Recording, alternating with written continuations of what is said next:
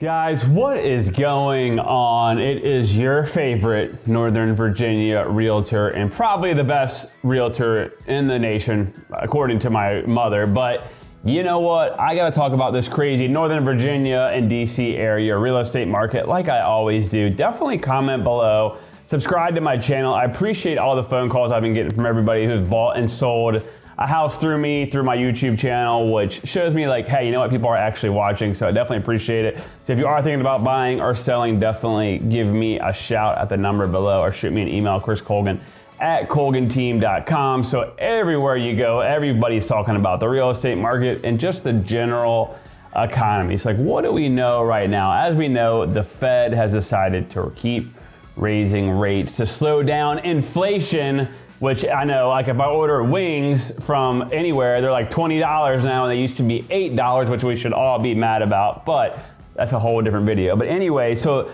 right now, interest rates are pretty much sitting at 7%, and there is some prediction of them going up to 8%. And when you look at history, yes, that is a high rate from what we've seen at this 2 to 3%. But at history, that is actually not that bad compared to where we were in the early 80s and all that. And they are definitely taking a playbook from the early 80s, but having the effect of what is actually going on in Northern Virginia from these rising rates in the DC area and pretty much the country in general is that sales are actually down about 35%. So there's 35% less sales in our marketplace. But the interesting thing is, I'm gonna get into some of these stats. So there's interesting stats. So this is gonna be for September, and this is the source for this is actually the MLS system, and then I pay to get that data. So a lot of times people will actually write me in private and be like, how did you know all that information? Where did you get all that information? So I did not sit down in the computer for days on end with an economist and go through all this. But anyways, let's talk about like the number of sold listings for last month. And I want to tell you about this number and like why I'm not surprised and why it's not concerning as I go through each one of these, but let's talk about it. So the biggest changes right now in the whole area is going to be Alexandria had 35% less sales. Loudoun had 35% less sales. Fairfax 35% less sales. And then Northern Virginia as a whole had 30% less sales than last year in September. And so again, like I said, trending nationwide, we are about a third down in sales. So obviously these numbers really don't surprise people. When you factor in, you got to really think about it. If you were somebody that had a townhouse, maybe you're at like a 4.5% rate 2 years ago and you wanted to move up to a single family, and now you know the rate is whatever, 8%, 7%, you're not going to be really inclined to go out and buy another single family home. So that's been part of the problem here is a lot of those people are no longer moving. I've said before in my other videos, 85% of all home loans are under a 4% rate right now. So a third down is not bad. So here, when I really get into the numbers, like is the market showing? Yes, for sure. Is this going to hurt appreciation? I definitely think it will. I think we're going to be more, and other economists agree as well, not just real estate economists, at more of like a 2 to 3% increase. Now, if we go to new listings, this is where things get down, because if this number was totally different, then I would be highly concerned, and I would be 100% transparent with you in this video. But in Northern Virginia, new listings are actually down 26%. So we are seeing less sales, but new listings are almost, in line with that. And when you talk about that, Fairfax County is down 27% in new listings. Prince William County is down 28% in new listings, and Loudoun is down 24%. Arlington is down 15%, and Alexandria is down 30%. So a ton more people are not moving. So what does that mean? You're having less houses on the market, but higher rates.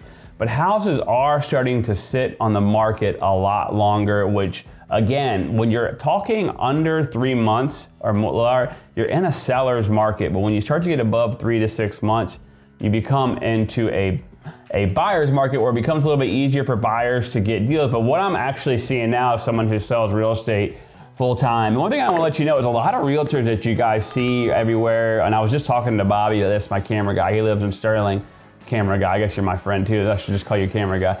But he lives in Sterling, and I was telling him, a lot of realtors that you see like selling or like their face everywhere, they're not actually selling in it full time. And I'm definitely in it full time, and I'm doing like grinding it and seeing what's on the street.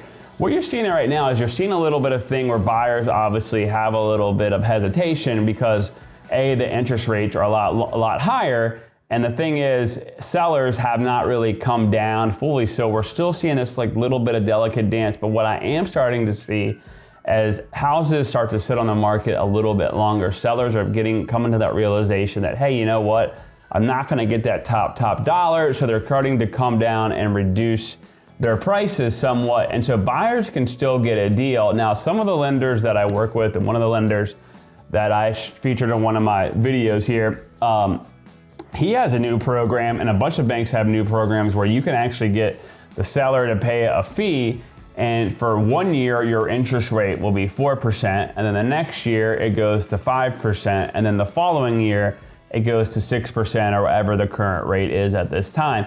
But the theory being is after that third year, the rate should be back down to a 4 to 5% range, and you can actually refi. So Samith, who I featured in one of my videos, his partner was just telling me they did 3 of those this week already. So there's definitely options out there. Now, what you're not seeing though, now I've seen some YouTubers kind of spin that as like, oh my God, it's a sign of apocalypse. That's actually not like a crazy loan because the bank is still getting the money they're gonna lose by having the seller pay that fee for you. So the thing is, back when we're talking 2008, 2007, people were doing like, they go up to the Walmart greeter and be like, do you wanna buy a house? And they would approve them. So we're not seeing that right now. So that's one thing that kind of keeps me like, all right, we're not heading for that huge, perfect storm of a huge downward spiral. Getting into some other stats, let's talk about like the average sold price for the market. And with the exception of Arlington, which really surprises me, their prices are actually down 6% from 725 to now an average of 676. One reason it doesn't surprise me a little bit, as I've said many times in my video, Arlington is a high condo market, but when you look at it, Fairfax prices are actually up 18%, which blows my mind. Fairfax City, I apologize. Fairfax City is up 18%. Fairfax County is up 2%. Loudoun up 6%. Fauquier is up 7%. Prince William County is up 6%. Now, what have I said many a times on my videos, Bobby and everyone watching? What are we going to see? We are going to see a more normal, stable market with 3% appreciation every year until maybe we have another thing where these cycles come in every 8 years. And I don't know if you guys follow the history trend or not, but real estate, the stock market always goes in 8 to 10 year cycles. The housing market and the real estate market, the stock market were meant to change a couple years ago, but COVID threw a wrench in that plan because what happened? The government pumped a bunch of money in, and that's why we're kind of in the situation we are now. So the correction was bound to come anyways, and the prices definitely got way too high. And then let's talk about one thing where we can see a really big change in the market here in Northern Virginia is the average days on market are way up. Now, why is that? Many buyers are like sitting on the fence, they're not sure what to do. And the other problem is rental prices are still super expensive. I have a client right now whose owner decided to end their lease after it ended, and they're scrambling looking to buy a house, and they were telling me rent is still $500 more a month, even with the higher interest rates. But Prince William County now has an average days on market of 21 days, up 30%. Fauquier, 22 days, up 50%. Fairfax, 24 days, up 33%. Loudoun, 25 days, up 66%. So Loudoun days on the market are up 66%. Now, that's September year over year. What exactly does that mean for you? If you're a buyer, you can actually use that for leverage, and you can actually start to no longer have to waive appraisals. You can actually get inspections. You don't have to give up your first child to be able to buy a house anymore.